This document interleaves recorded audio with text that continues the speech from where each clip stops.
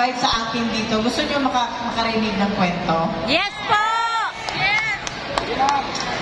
Alam niyo, hindi pa pinapanganak si Veronica.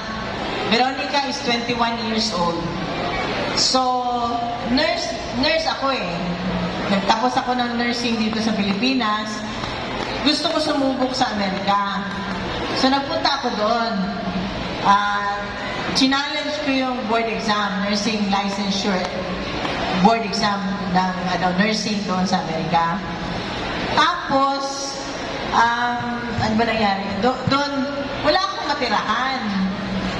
Doon ako pinatira nila pastor sa bahay nila. Ang ginawa ko doon, mag-review lang, aral ng aral. Sabi ko, kasi pag hindi ako nag-aral, hindi ko ito may pasamahal ang bayad. So, aral na ako ng aral, doon ako nag-aral. Alam mo, doon ko na-experience, alas 4 ng madaling araw, gising na sila, nagpe-praise and worship na sila. Tapos, bago matulog sa gabi, mga after dinner, ganun din, nagba-Bible reading, tapos praise and worship. So, nakita ko rin sa kanila, yung ginagawa nila sa mga lahat ng members. Ma'am at sir, ang ginagawa nila, tinuturuan nila paano maging mabuting tao, paano magtrabaho, paano mag-contribute. I mean, kung meron kang talent, i-develop yung talent mo. Kagaya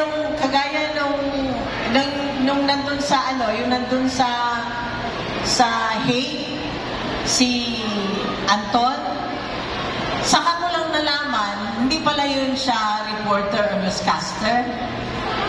Ministro pala yun. Kaya nung nandun ako, sabi ko, hindi kailangan every time before mag-start yung gathering namin, gusto ko may prayer. So sabi ko kay Anton, hanap ka na ng kahit sino ang mag-lead. Tapos siya ang nag-lead. Surprise ako dun sa first month anniversary, April 11. Diba, nandun may maraming mga Pilipino doon. Nag-gathering, nagkukwentuhan, tapos yun na nga, bago nag-umpisa dasal.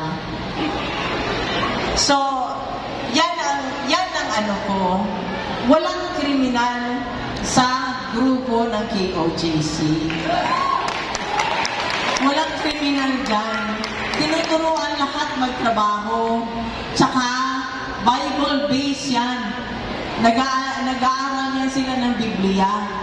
Kumakanta lang yan sila ng mga Christian song. Naalala ko nga nung birthday ni Pastor.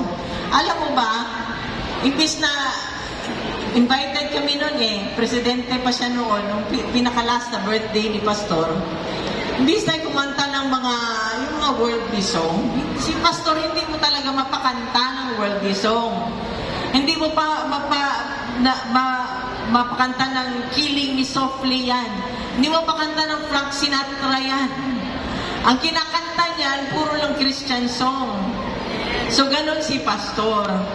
Tsaka, ang pagkakakilala ko kay Pastor, mabuting tao si Pastor. Walang kaso di ba? Walang kaso. Ano nangyari nung Naalala ko nga nung nagkagulo na noon kila Pastor, doon sa Davao, sinulog na yung lugar nila, may nagtanong sa akin, ng kaibigan namin, sabi niya, merong ano daw yung baka ma-freeze daw yung yung bank account ko. Sabi ko, wala naman kaming business transaction nila, Pastor. Alam mo, pag pumupunta kami sa kanila, iniimbitan nila kami sa kanila, nandun lang kami para kumain. Masarap sila magluto ng pagkain. Pinapakain lang nila kami, hindi nga kami pinapabayad. Kasali yung mga bodyguard doon. Sabi ko ganun. Saka kami kasi, pagka gusto magdagat ng anak ko, nangihiram lang ko, tinatawagan ko lang sila, Pastor. Sabi ko, Pastor, pwede kami punta doon sa ninyo? Meron kasi silang dagat doon Yun lang ano namin. Other than that, sabi ko wala kaming business transaction ni Pastor. Hindi niya ako binibentahan ng kung ano-ano. Wala din ako binibenta sa kanya. So yan ho ang ano kay Pastor. Tsaka, isa ho, dito ho talaga, ako importante sa akin, yung totoo kang tao at totoo kang kaibigan. Bahala na, sabi ko nga ako, mas gusto ko pang maging kaibigan yung, alam niyo ho, may tindahan ho ako sa terminal, bus terminal. Gusto ko pang makipag-usap doon sa mga, yung nagtitinda sa sidewalk, kesa dito sa mga plastic Tupperware.